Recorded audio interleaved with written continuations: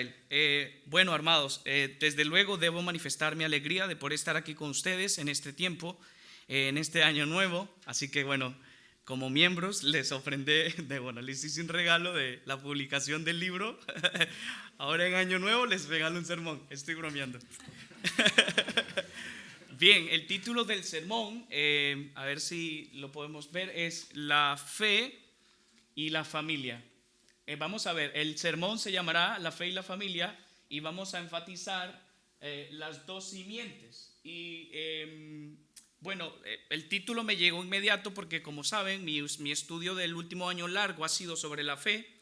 Y desde que estoy aquí, ya que aquí el grupo casi que son todas familias, he estado pensando los últimos meses en la familia. Por lo tanto, cuando Will colgó y yo dije que sí, no sé por qué, me fui a orar y ya tenía el título. Así que la fe y la familia, y nos vamos a ubicar ahora en nuestro primer punto, donde les iré leyendo algunos pasajes en la lámina, pues podrán ver los textos que van a leer. Ahora yo les digo, vamos a leer Efesios 1, 3 al 4, luego Génesis 3, 14 al 15, Primera de Juan 3, 1 al 12, luego lo releeremos enfocando el verso 8 al 12 y la última lectura nuestra será Efesios 2, 8 al 10. Luego los pasajes del primer verso al tercero de Primera de Juan, que se pueden leer a la luz de Romanos 5, 3 al 5 y los versos 4 y 5 de la misma epístola o de la misma carta, se pueden leer luego con Romanos 3, 23 y Hebreos 4, 14 al 16. Estos pasajes que están entre paréntesis, ustedes lo pueden anotar por si quieren estudiarlo luego en casa, ¿vale? Los he dejado allí por esa intención, para que en la tarde pues tengan un tiempo también de adoración familiar y de estudio bíblico.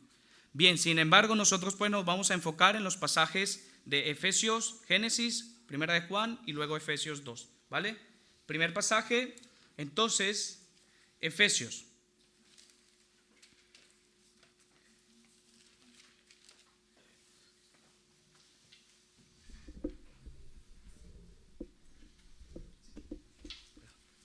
Ok. Efesios 1, desde los versos 3 al 4, dice la palabra del Señor, ¿vale? Bendito sea el Dios y Padre de nuestro Señor Jesucristo, que nos bendijo con toda bendición espiritual en los lugares celestiales en Cristo, según nos escogió en Él antes de la fundación del mundo, para que fuésemos santos y sin mancha delante de Él. Segundo pasaje, lo primero que haremos será lectura y luego ya estudio, ¿vale? Capítulo 3 del Génesis, los que puedan buscar bien, los espero, los que no, pues lo anotan. Y por favor, hermanos, esta es la parte más importante de todo el sermón, porque todos los puntos que se darán después de allí parten de este primer punto y pues les ruego que tengan suma atención, ¿vale? No por mí, sino por el Señor, desde luego.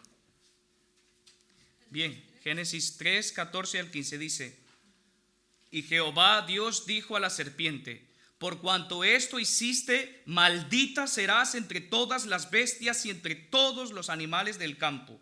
Sobre tu pecho andarás, y polvo comerás todos los días de tu vida. Y pondré enemistad entre ti y la mujer, y entre tu simiente y la simiente suya. Esta te herirá en la cabeza, y tú le herirás en el calcañar. Posterior, Primera de Juan, versos 1 al 3 del capítulo 3. Capítulo 3 de Primera de Juan, verso 1 al 12. Primera de Juan 3, capítulo 3, verso 1 al 12, ¿vale? Dice la palabra del Señor: Mirad cuál amor nos ha dado el Padre para que seamos llamados hijos de Dios. Por esto el mundo no nos conoce, porque no le conoció a Él. Amados, ahora somos hijos de Dios, y aún no se ha manifestado lo que hemos de ser. Pero sabemos que cuando Él se manifieste, seremos semejantes a Él, porque le veremos tal como Él es. Y todo aquel que tiene esta esperanza en Él, se purifica a sí mismo, así como Él es puro. Todo aquel que comete pecado infringe también la ley, pues el pecado es infracción de la ley. Y sabéis que Él apareció para quitar nuestros pecados y no hay pecado en Él. Todo aquel que permanece en Él no peca. Todo aquel que peca no le ha visto ni le ha conocido. Hijitos, nadie os engañe. El que hace justicia es justo como Él es justo. El que practica el pecado es del diablo, porque el diablo peca desde el principio. Para esto apareció el Hijo de Dios, para deshacer las obras del diablo. Todo aquel que es nacido de Dios no practica el pecado, porque la simiente de Dios permanece en él y no puede pecar, porque es nacido de Dios.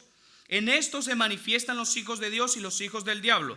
Todo aquel que no hace justicia y que no ama a su hermano no es de Dios, porque este es el mensaje que habéis oído desde el principio, que nos amemos unos a otros, no como Caín, que era del maligno y mató a su hermano. ¿Y por qué causa le mató? Porque sus obras eran malas y las de su hermano justas. Último pasaje. Efesios, capítulo 2, verso 8 al 10.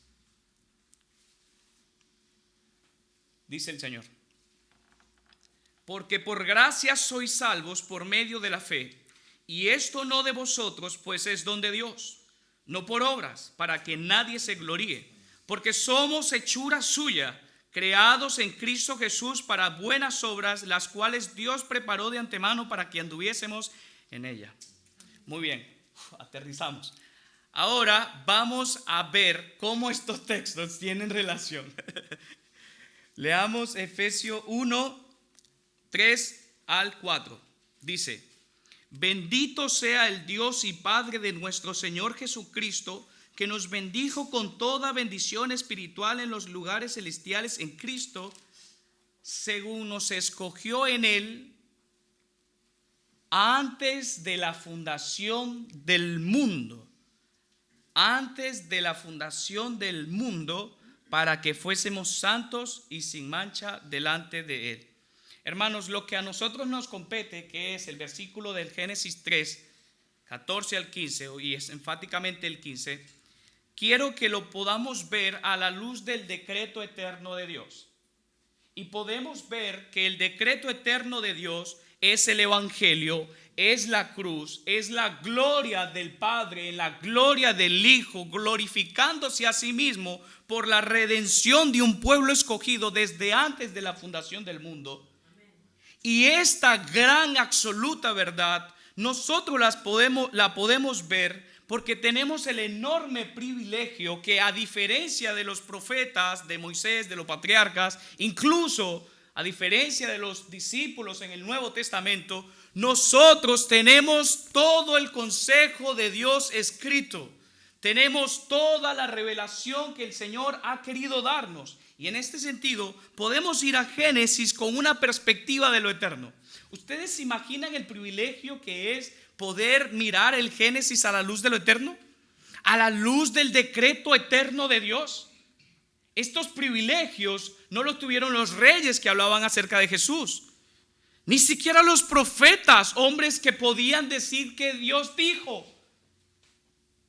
O sea que nosotros tenemos un privilegio que deberíamos recibir con la exhortación final de que tengáis mayor compromiso con vuestro estudio bíblico. Y que por supuesto desechéis cualquier otra revelación, porque no existe ya más revelación. El Señor ha hablado. Y para su gloria nosotros podemos hacer pues nuestro estudio de Génesis teniendo la mirada del decreto eterno. Y yo creo que esto es maravilloso, sin duda. Amén. Entonces leamos capítulo 3 del Génesis, desde los versos 14 al 15.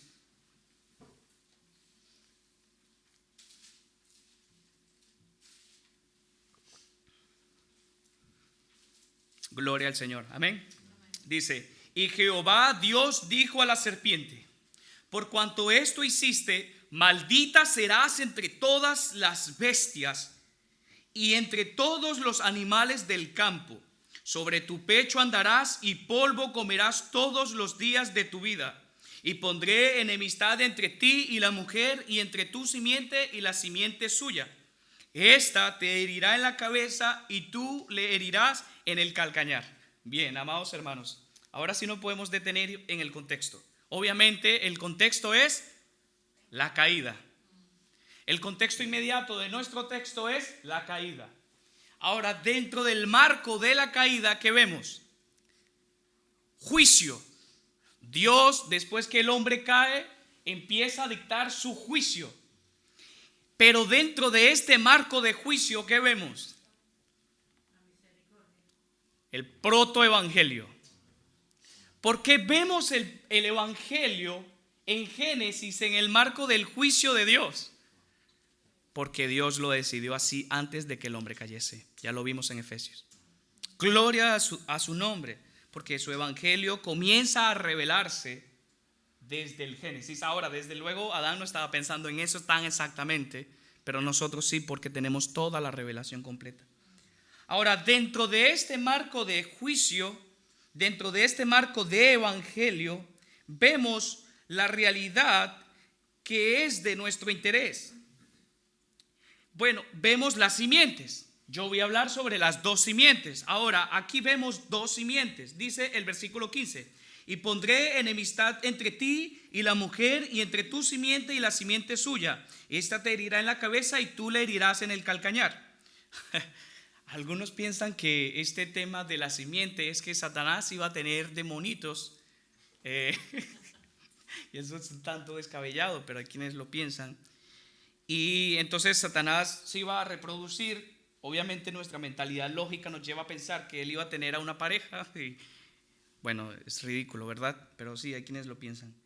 No puede ser esa la interpretación correcta. La interpretación correcta es que de la misma matriz, del mismo vientre de la mujer, en su unión marital con Adán, vendrían las dos simientes. Por lo tanto, lo que Dios está haciendo en este texto es dividir a la humanidad en dos simientes. Amados, Dios divide a la humanidad en dos simientes. ¿Cómo sé yo, pues, que esto es verdad y que yo no estoy especulando y les estoy echando un cuento teológico o lo que sea? Porque la Biblia se interpreta a sí misma y porque nosotros tenemos todo el consejo de Dios ya escrito. Y ya lo leímos, Primera de Juan, capítulo 3. Ahora nos enfocamos desde el verso 8. Aquí llegamos con la pregunta: ¿es verdad esto de que son dos simientes? Y que en realidad la interpretación correcta es que de la misma matriz vendrían las dos simientes. Pues veamos pues. Juan nos los dice allí 3, desde el 8, leamos. Dice: el que practica el pecado es del diablo, porque el diablo peca desde el principio. Para esto apareció el Hijo de Dios, para deshacer las obras del diablo. Todo aquel que es nacido de Dios no practica el pecado, porque la simiente de Dios permanece en él y no puede pecar porque es nacido de Dios. Y en esto se manifiestan los hijos de Dios y los hijos del diablo. Todo aquel que no hace justicia y que no ama a su hermano, olvídenlo, no es de Dios. Porque este es el mensaje que habéis oído desde el principio, que nos amemos unos a otros. Ahora, si estos versos no son enfáticos, te está diciendo que unos son hijos de Dios y otros son hijos del diablo. Verso 12 conecta nuestra realidad con Génesis 4, diciéndonos exactamente lo que nosotros estamos afirmando, que de la misma matriz de la mujer vendrían las dos simientes. Dice el verso 12, hermanos, directo con Génesis 4: no como Caín, que era del maligno y mató a su hermano. Ahora, ¿por qué causa le mató? Porque sus obras eran malas y las de su hermano justas. Ok. Primer contexto, caída. Segundo contexto, juicio. Dentro del juicio, el evangelio en obediencia al decreto eterno de Dios. Dentro de este mismo orden, la humanidad dividida en dos simientes. De la misma descendencia de Adán y Eva son pues estas dos simientes. Bueno, ¿de quién era hijo Caín? ¿Y Abel? ¿Y quién era hijo de Dios? ¿Y el otro? ¿Caín? Entendemos pues claramente que lo que está hablando Génesis con la división de las dos simientes es que de la descendencia de Adán y Eva vendrían ambos. Ahora, si todos hemos pecado y todos nacemos siendo hijos del diablo, la pregunta es, ¿cómo llegan a ser hijos de Dios aquellos que nacen siendo hijos del diablo? Aleluya. Leamos Efesios 2, verso 8 al 10. Ahora, aquí ya nos acercamos con la pregunta de cómo llegan a ser hijos de Dios aquellos que nacen siendo hijos del diablo, porque ya entendemos que los dos vienen de Adán y Eva, ¿no? Y que esa interpretación no es mía, desde luego. Es como Dios mismo lo dice. Dice el verso 8 del Efesios 2: porque por gracia sois salvos por medio de la fe, y esto no de vosotros, pues es don de Dios, no por obras, para que nadie se gloríe, porque somos hechura suya, creados en Cristo Jesús para buenas obras, las cuales Dios preparó de antemano para que anduviésemos en ella. Ahora detengámonos aquí. Lo primero que el apóstol dice es que nadie puede llegar a ser salvo ni llegar a ser hijo de la simiente de Dios. Nadie puede llegar a ser hijo de Dios por sus propias buenas obras, porque en efecto nace siendo hijo del diablo. Por lo tanto, hacer buenas obras es algo que en Romanos 8 nos dice que no quiere ni puede. Por lo tanto, toda herejía de querer ganar la salvación por medio de las obras queda destruida. El Vaticano queda destruido y señalado como simiente del diablo. Los neojudaizantes quedan señalados como hijos del diablo. Y todo moralismo falso queda como hijos del diablo. ¿Por qué? Porque Pablo nos dice que es por gracia. Ahora nos dice que es por gracia y que en esta gracia tenemos fe. Las dos cosas nos son dadas por gracia. La gracia que nos salva, la fe que nos salva, nos es un regalo. Y este regalo nos es dado para que nosotros nos hagamos, nos afiancemos o nos plantemos en Jesucristo. La fe y la gracia tienen que ver con la persona y la obra del Señor Jesucristo. Y preguntarás, ¿por qué es así? Porque tiene que ser por gracia. Porque tiene que ser por fe en la persona y obra del Señor Jesucristo. ¿Hay otro modo? No. ¿Y por qué? Bueno, esencialmente porque Dios así lo quiso.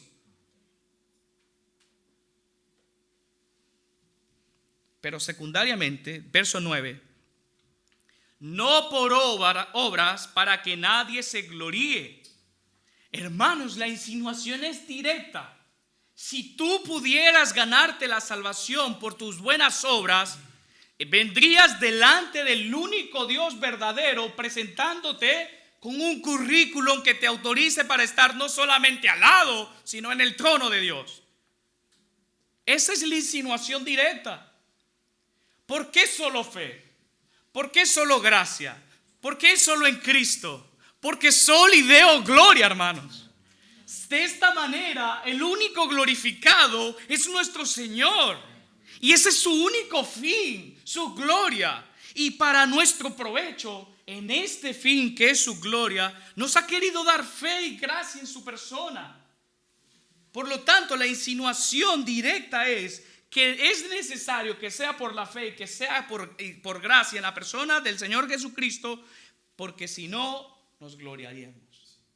Y se descarta pues el hecho de que nosotros nos podamos gloriar. Ahora, aquí no queda toda la cosa. todavía seguimos estudiando cómo se comporta un hijo de Dios, a diferencia de un hijo del diablo. Pero Pablo no ha cerrado su argumento. Verso 10. Porque somos hechura suya, creados en Cristo Jesús para las cuales Dios preparó de. Efesios 1 nos dice que toda la redención fue ordenada desde antes de la fundación del mundo. Aquí en Efesios ya entendemos que cómo llegamos a ser hijos de Dios si nacemos siendo hijos del diablo. Pablo te enfatiza que es por gracia. ¿Por qué es por gracia? Porque de otra manera te gloriarías. Y luego en este orden, el clímax llega en el verso 10. Es decir, Dios no te da una gracia, una fe salvadora y en la obra de Jesucristo para dejarte siendo hijo del diablo.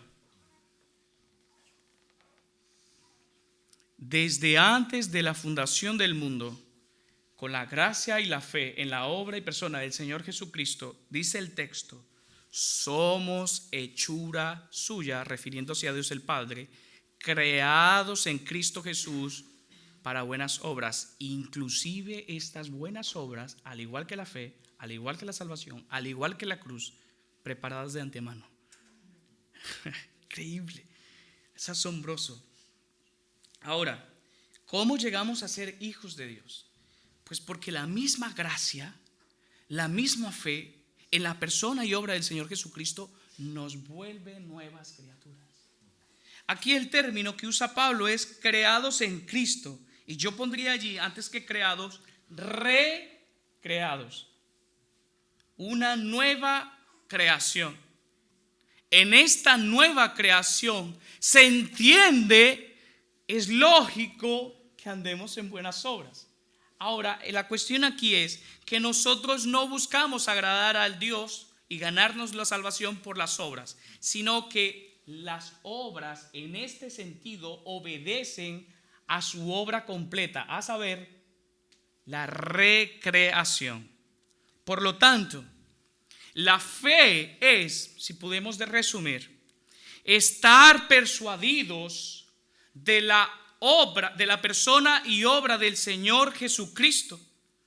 Esto implica la realidad de que como seres humanos todos hemos pecado, todos. Sin embargo, al estar en Jesús, la fe nos dice que por cuanto Él no pecó, nosotros tampoco. Ahora, esto se aplica eficazmente en el caso de que nosotros tengamos la fe de Cristo, que involucra tanto lo doctrinal, lo que podríamos llamar justicia imputada, es decir, que por cuanto Jesús no pecó, yo tampoco lo hice y se me imputa su justicia, como lo práctico, justicia práctica que imita a Cristo. Amados, si ustedes dicen que tienen fe, que Dios les ha dado fe, que Dios les ha dado gracia en la persona y obra del Señor Jesucristo, pero no han experimentado una recreación, lamentablemente vuestra fe es falsa. Y digo lamentable porque de ser así, vosotros no sois salvos, sois hijos del diablo. Pero en el caso de que vosotros tengáis fe, vosotros tengáis la gracia de Dios, la naturaleza de esta fe en la obra y persona del Señor Jesucristo dice que nos ha hecho una nueva criatura, ante la cual y por la cual se espera que imite a Cristo. Por lo tanto, podemos decir que eso es la fe, amados hermanos. ¿Cómo hemos desarrollado esto? Simple. Vemos Efesios, Dios lo hizo desde antes de la fundación del mundo. Llegamos al Génesis en obediencia a este decreto y vemos la caída, dentro de la caída el juicio, dentro del juicio el evangelio anunciado y dentro de este evangelio anunciado las dos simientes, los hijos de Dios y los hijos del diablo. Nos preguntamos luego cómo llegamos a ser hijos de Dios siendo hijos del diablo. Entendemos que es por gracia según su decreto eterno, pero entendemos que esta gracia y esta fe nos concluye en el hecho de que somos una nueva criatura habituados para poder imitar a Cristo. Ahora, en este sentido debemos ser honestos, no es perfecto nuestro imitar a Cristo. Si lo fuera, sería genial porque se acabarían nuestros problemas, entendiendo que nuestro problema es nuestro pecado. Pero sí sincero imitar a Cristo lo más que podamos mientras peregrinamos. Y no estamos solos porque este decreto fue de Él. Simplemente recibimos la gracia y la fe para hacer nuevas creaciones, para andar en Cristo, como Cristo anduvo. Amén. Gloria a Dios. Este es el primer punto y ya después todos caen en su propio lugar. Perdonen. El punto 2. Las dos simientes. En cuanto a las dos simientes, vemos que una iba a ser escogida por la fe en el Mesías y la otra dejada en sus pecados. Hebreos 11 nos muestra la simiente de los escogidos. La otra simiente iba a ser dejada en sus delitos y pecados. Amados, lo interesante en esto es que el Nuevo Testamento no deja un registro, salvo 1 de Juan 3:12, que nos dice claramente, así como Génesis 4, que Caín era del maligno. ¿No le hallan nada interesante a este asunto? Dios registra a todos sus escogidos con nombres y les da honra. ¿Tiene Dios algún interés en hacer lo mismo por los hijos del diablo?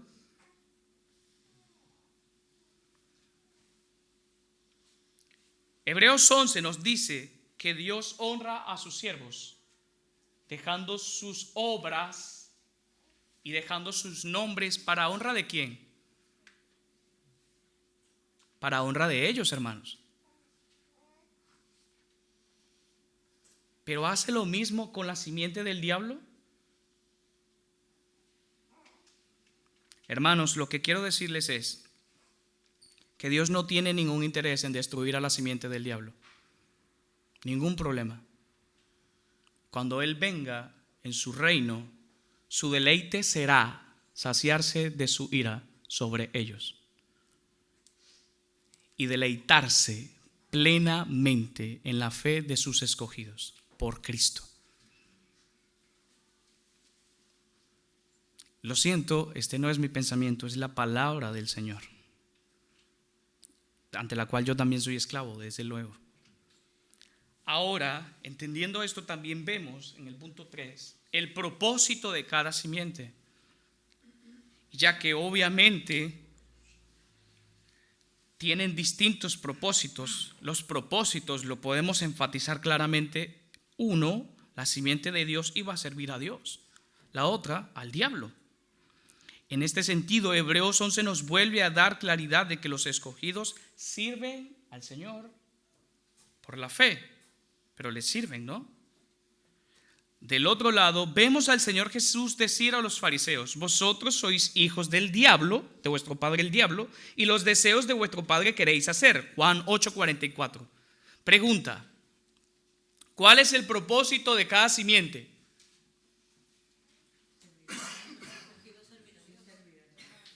La simiente de Dios no fue escogida para que se sirva a sí misma, sino para que sirvan a Dios con toda su vida. Y la simiente del diablo, desde luego, tiene su propósito de servirle al diablo. Pero ¿por qué Juan nos dice que el Señor Jesús les declara a los fariseos que son hijos del diablo? ¿Ustedes se imaginan tal escándalo? Yo puedo estar con una prostituta y decirle que eso son obras del diablo. Incluso yo puedo ver a un mentiroso y entender que eso es del diablo. A un ladrón, a adúltero, fornicario, obvio, se entiende. Esas son obras del diablo. Pero ¿cómo le dices que son hijos del diablo a aquellos que son los maestros de la ley?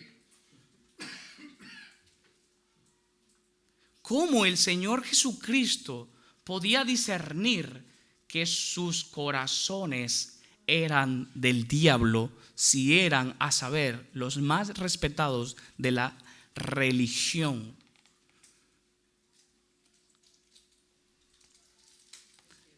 Hermanos, es muy fácil. Yo trato de hacerlo interesante con las preguntas, pero es muy fácil. Jesús les dice: vosotros sois hijos del diablo y los deseos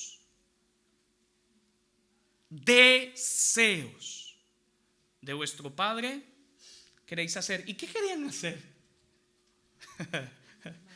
Lincharlo, ¿no? pregunto, ¿cómo pueden ellos pretender matar a Jesús? ¿Por qué? ¿Por qué quieren matar a Jesús? Ok, sí, el Señor ve que ellos en realidad son hijos del diablo, aunque tengan una túnica de rabinos, porque ellos quieren matar a Jesús. Ahora, la pregunta interesante es, ¿por qué quieren matar a Jesús? Si es el hombre más bueno de toda la tierra.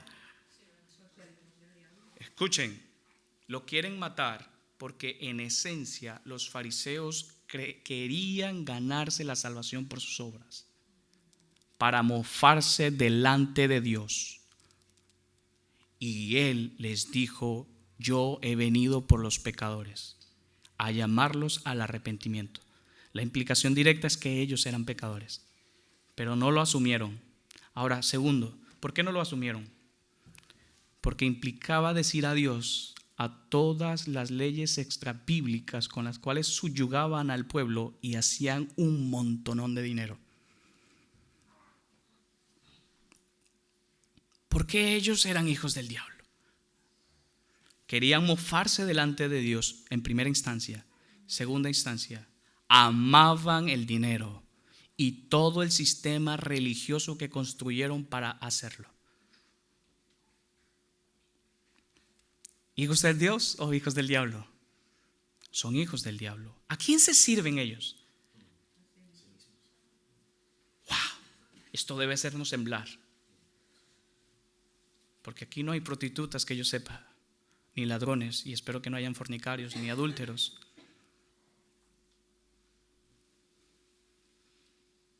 Debe hacernos temblar, hermanos. El propósito de la simiente de Dios es servir a Dios. Si tu vida gravita en torno a Dios por la gracia y la fe en la obra y persona del Señor Jesucristo, oh, alábalo. Pero si no, tiembla. Porque como vimos en el punto 2, Dios no tiene ningún interés en honrar a los hijos del diablo. Punto número 4. La pugna entre las dos simientes. La pugna entre las simientes. Ahora, no hay que ser muy minuciosos para ver que la lucha entre estas dos simientes nace en el Génesis y termina en el Apocalipsis. Ahora, el Génesis, así como todo el Antiguo Testamento, es un fiel reflejo de que todo aquel que quiera vivir piadosamente padecerá persecución, y estoy citando 2 de Timoteo 3:12. Y esto lo podemos ver desde Abel, primera víctima de este hecho. Y claro, ya que la simiente de Dios tiene el propósito de servir al Señor, a la simiente del diablo le hierven las llamas del infierno por ver esto. Por lo tanto, su acción sistemática es atacar a la simiente de Dios, tal como nos lo dice el Génesis 3:15. Escúchenme, si ustedes son siervos de Dios, no duerman. ¿Acaso ustedes creen que por estar en un país que le permite ciertas libertades económicas, Satanás está tranquilo con ello? Entiendan que vuestra lucha no es carnal, es espiritual y es feroz. Porque mientras nosotros nos cansamos, fatigamos y aburrimos y tantas cosas, Satanás no. Y ahora, yo sé que a nosotros no nos persiguen físicamente, ¿verdad? ¿A alguno le ha pasado algo físicamente? Que yo sepa, no. Pero su ataque es sistemático. Por eso Pablo dice en Romanos 12:2, no os conforméis a... Ese término siglo es sistema. O sea que mientras tú duermes, Satanás está pensando en construir un sistema de pensamientos y de doctrinas con los cuales tú te duermas de tu lucha y de tu guerra espiritual y te olvides de que estás en una guerra.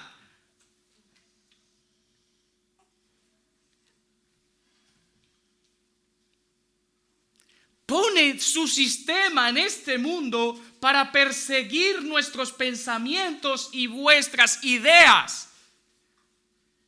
Y mientras ustedes crean que son bendecidos por Dios, Él se ríe en vuestra cara.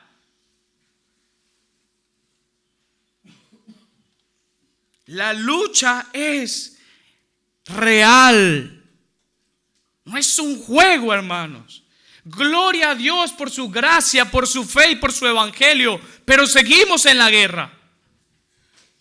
Y no va a acabar hasta que el Señor regrese y destruya el maligno. O hasta que tú te mueras, desde luego, y partas con tu amado Redentor. Por lo tanto, el que quiera morir, que se duerma. Y el que quiera pelear la buena batalla, que padezca persecución. No hay otro modo. Lo vemos desde Génesis. El pobre Abel quería agradar a su Señor y nada más. Pero a Satanás le hierve la sangre. Le hierven las llamas del infierno cuando ve a un hijo de Dios agradar a Dios. Y lo mata. Y vosotros dormidos. Qué pena. Pero aunque hay una pugna y es real, y aunque estas palabras sean amargas y no lindas, oh amados hermanos, si vosotros servís a Dios, déjenme que les muestre el triunfo de la simiente de Dios. Gloria a Dios. Hay una guerra, pero hay un triunfo. Aleluya. Leemos Colosenses, nos ubicamos en el capítulo 2 y vamos a los versos 11 al 15.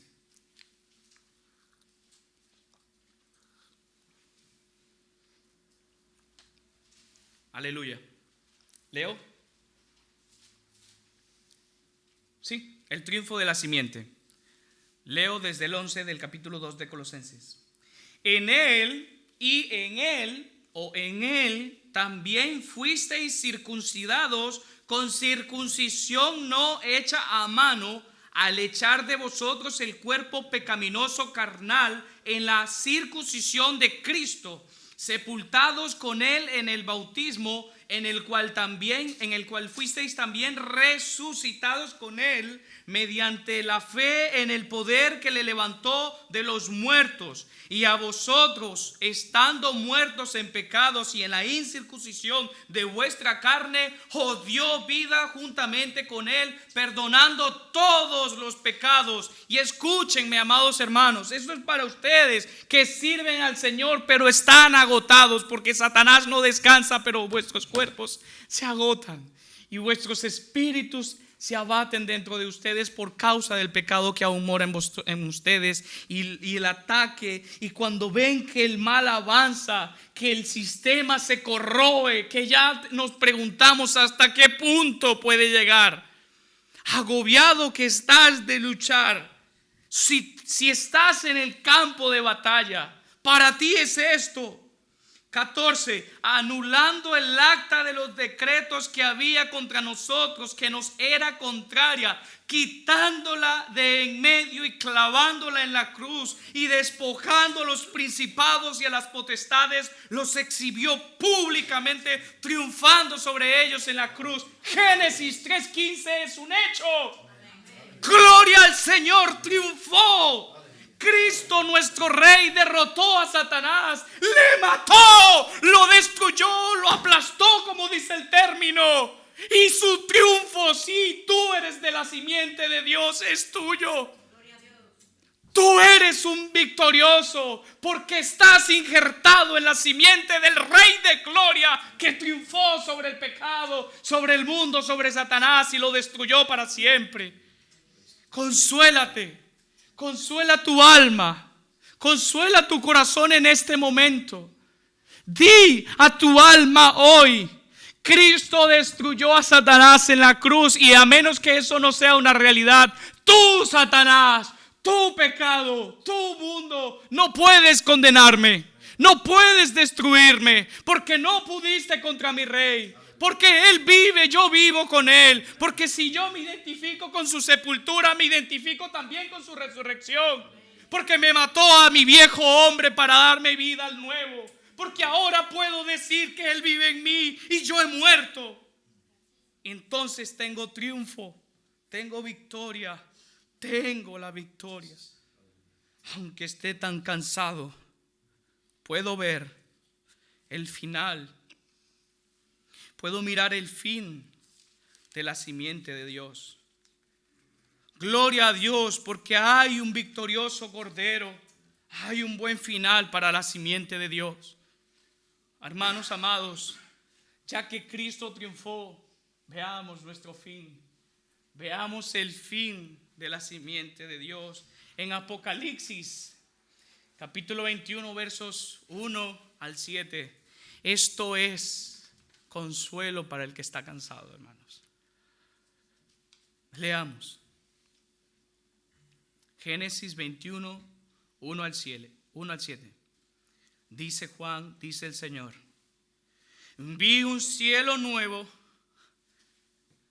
y una tierra nueva, porque el primer cielo y la primera tierra pasaron y el mar ya no existía.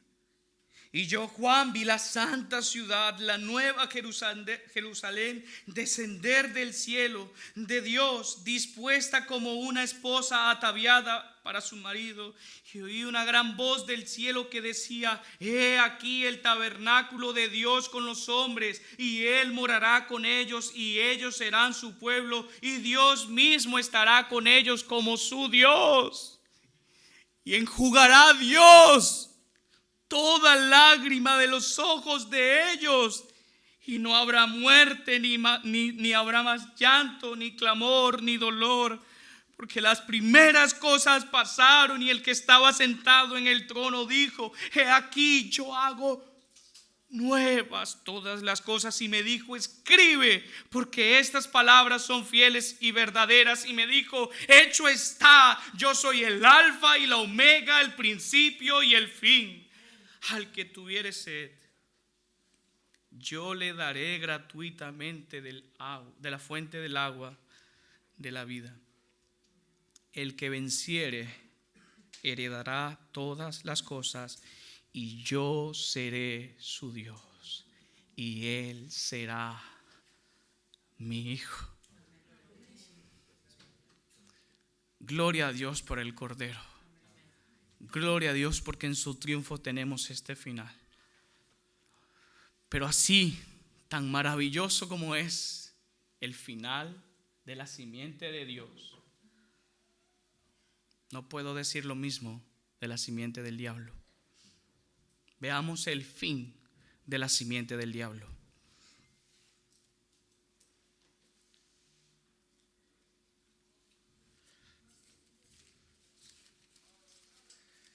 Mateo 25. Leamos el verso 41. Así tan glorioso como es el fin de la simiente de Dios para la gloria de su nombre, de espantoso y horrendo para la misma gloria de Dios será el fin de la simiente del diablo. Verso 41 de Mateo 25. Entonces dirá también a los de la izquierda: apartaos de mí, malditos, al fuego eterno preparado para el diablo y sus ángeles. Hermanos, yo no tengo ni idea de cómo es el infierno, pero nuestro Señor Jesucristo nos lo ilustró, porque yo estoy seguro que toda expresión humana no alcanza. Sin embargo, leamos Lucas 16, desde el verso 19.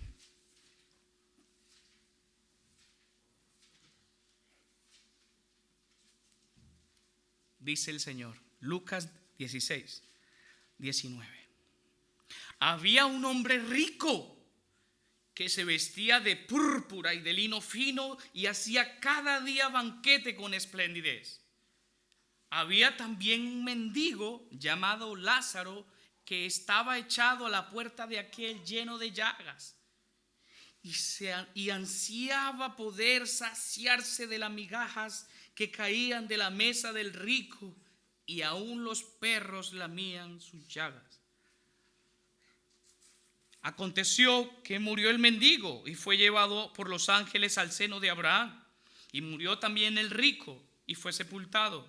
En el Hades alzó sus ojos, entre paréntesis, el rico, estando en tormentos, y vio de lejos a Abraham y a Lázaro en su seno. Entonces dando voces dijo: Padre Abraham, ten misericordia de mí, y envía a Lázaro para que moje la punta de su dedo en agua y refresque mi lengua, porque estoy atormentado en esta llama. Pero Abraham le dijo: Hijo, acuérdate que recibiste tus bienes en tu vida, y Lázaro también males, pero ahora este es consolado aquí y tú atormentado. Además de todo esto, una gran cima está puesta entre nosotros y vosotros, de manera que los que quieran pasar de aquí a vosotros no pueden, ni de allá pasar acá. Entonces le dijo: te ruego pues, Padre, que le envíes a la casa de mi padre, porque tengo 5 hermanos, para que les testifique, a fin de que no vengan ellos también a este lugar de tormento. Y Abraham le dijo: a Moisés y a los profetas tienen, óiganlos. Él entonces dijo: no, padre Abraham, pero si alguno fuere a ellos de entre los muertos, se arrepentirán. Mas Abraham le dijo: si no oyen a Moisés y a los profetas, tampoco se persuadirán, aunque alguno se levantare de los muertos. Yo creo que no es necesario enfatizar más el asunto, sino preguntar: ¿de qué familia eres tú?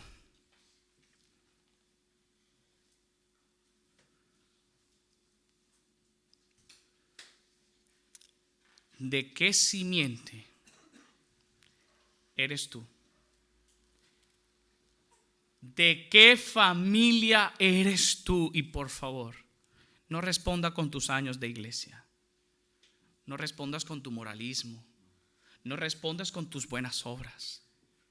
No respondas con los libros que te has leído. Pregúntate más bien: ¿a quién sirves? ¿Quién es tu rey? ¿Cuáles son los afectos de tu corazón? Dime a quién sirves, hermano.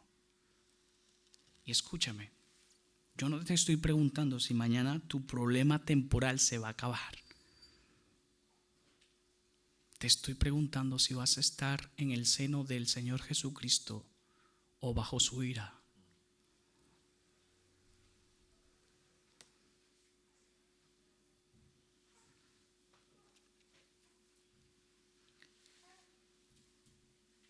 Padres de familia, también quiero decirles algo. Es cierto que tus hijos nacen siendo hijos del diablo, pero Dios puede librarlos con tu labor sacerdotal, no solamente económica.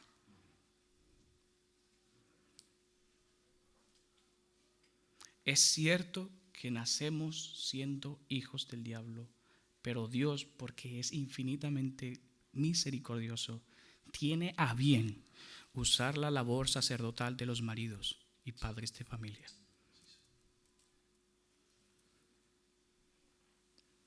Solteros, aquí hay muy pocos. Creo que estoy pensando más bien en los que nos van a ver en YouTube. Escuchen, es una desgracia que si perteneces a la familia de Dios, te unas a una persona que es enemiga de tu Dios. Esto sería algo así como invitar al enemigo de tu alma a morar en tus sueños para que luego duerma en tu cama. ¿Tiene alguna ciencia? ¿Hasta qué punto de dormido deberemos estar los solteros para considerar digna a una persona que es enemiga de nuestro Dios? Tendríamos que estar completamente locos.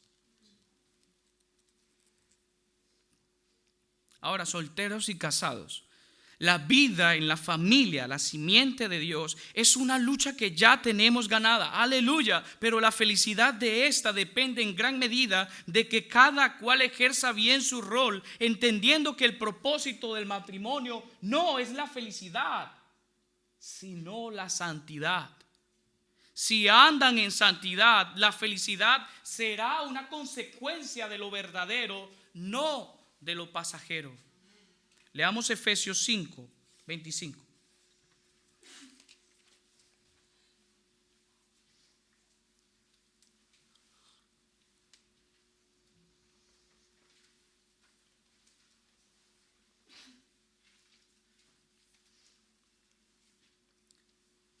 Efesios 5, 25. Maridos, no se escondan debajo de la mesa. Maridos, amad a vuestras mujeres, así como Cristo amó a la iglesia y se entregó a sí mismo por ella para santificarla, habiéndola purificado en el lavamiento del agua por la palabra, a fin de presentársela a sí mismo una iglesia gloriosa que no tuviese mancha ni arruga ni cosa semejante, sino que fuese santa y sin mancha. ¿Qué vemos aquí? Amados, ustedes se pueden imaginar el rol tan solemne que Dios les ha dado a los maridos como para equiparar su situación con la situación de Cristo en relación a su esposa. ¿Entienden? ¿Entienden que la cuestión aquí se trata de que por medio de la familia Dios guarda a su simiente?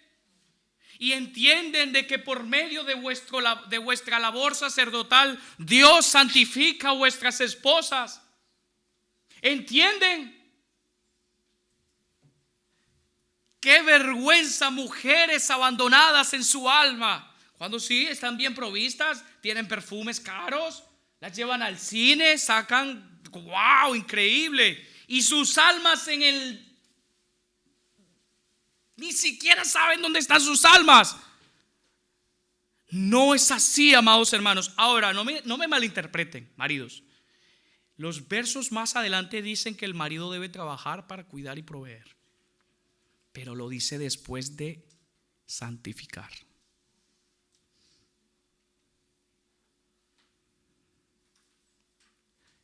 ¿Por qué Dios organiza bien los roles?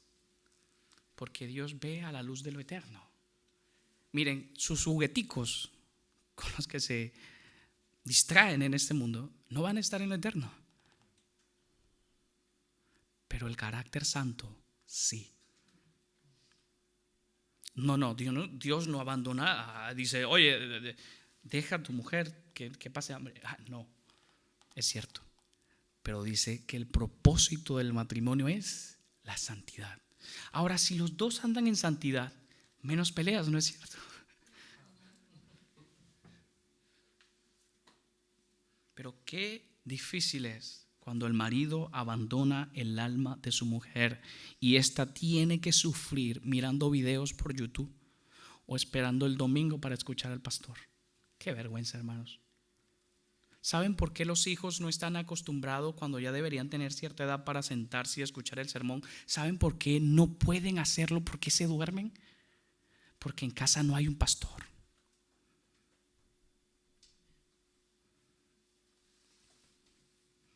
En casa hay un tipo, un buen tipo, pero no hay pastor.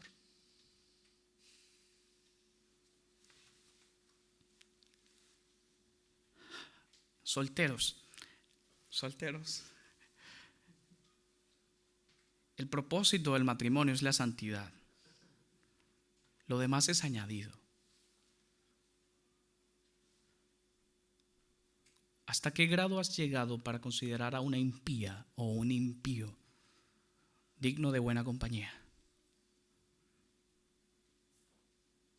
Grandes problemas vas a tener cuando te cases y te des cuenta de que todos los bienes de este mundo no satisfacen el alma. Pero ¿cómo sacia el alma? Tan solo su nombre, Jesús. Oh, solo decirlo, hermanos, es un poema celestial. Pero tengo un llamado para aquellos que hasta ahora no han tenido tiempo de andar conforme a la familia de Dios. Escuchen, aquellos que no han tenido tiempo de andar conforme a la familia de Dios, a la simiente de Dios, escuchen, en Él todo nuevo es. Todo, no algo, todo nuevo es.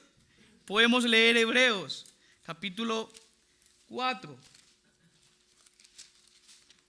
y el verso 14 al 16 dice, leo, Hebreos 4, 14 al 16. Por tanto, teniendo un gran sumo sacerdote que traspasó los cielos, Jesús, el Hijo de Dios, retengamos nuestra profesión, porque no tenemos un sumo sacerdote que no pueda compadecerse de nuestras debilidades, sino uno que fue tentado en todo según nuestra semejanza, pero sin pecado. Acerquémonos pues confiadamente al trono de la gracia para alcanzar misericordia y hallar gracia para el oportuno socorro.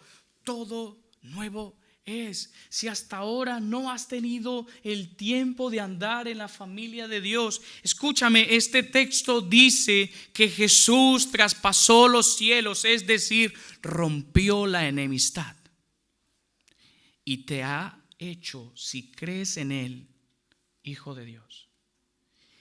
Y hay algo increíble en este asunto, ya que Cristo no pecó, tú tampoco.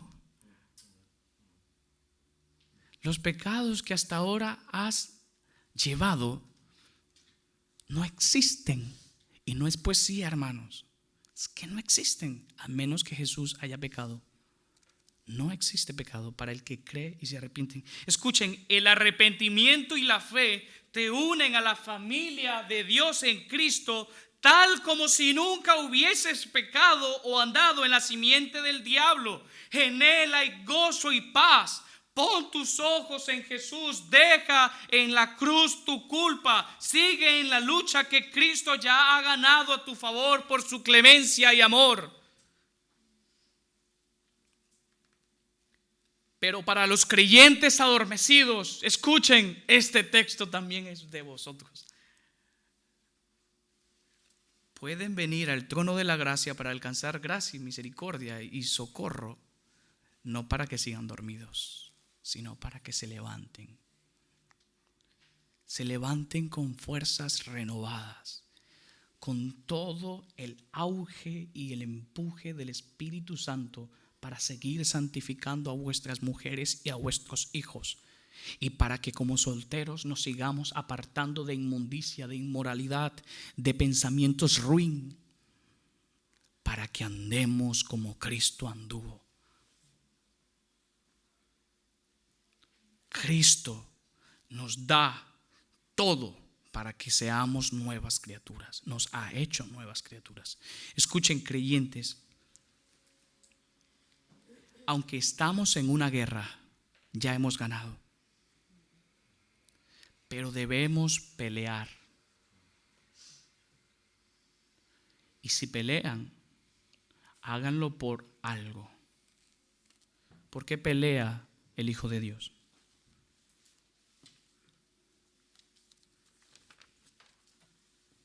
Porque entiende el alto costo que significó su nueva vida.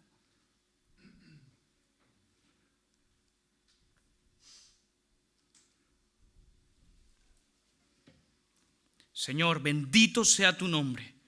Alabado seas por siempre.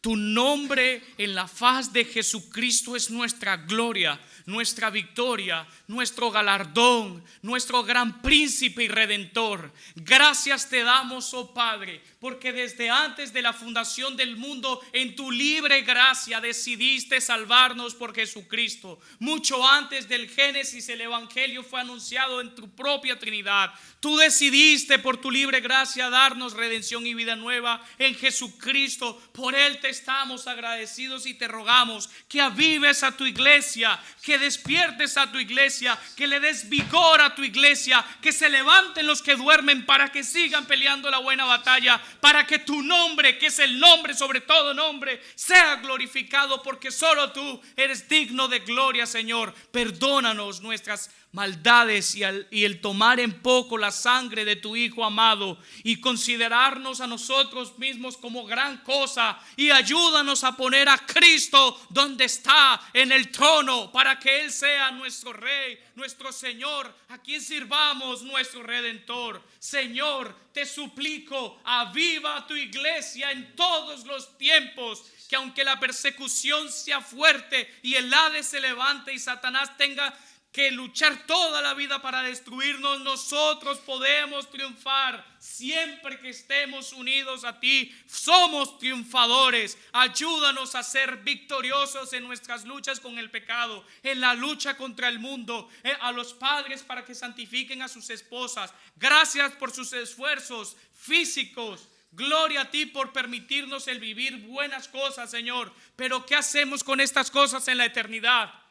Danos vida nueva, que santifiquemos cada una de nuestras vidas, que tengamos comunión contigo, estudio de la palabra, Biblia en nuestras almas, en nuestra mente, en nuestro corazón, en todos los tejidos de nuestro ser, Señor. Biblia para tu gloria. Aviva tu iglesia, Señor. Santifícanos en tu verdad. Tu palabra es verdad. Trae agua viva, Señor, a esta iglesia local, para tu gloria, Señor. Amén. Por tu nombre, Jesús. Amén.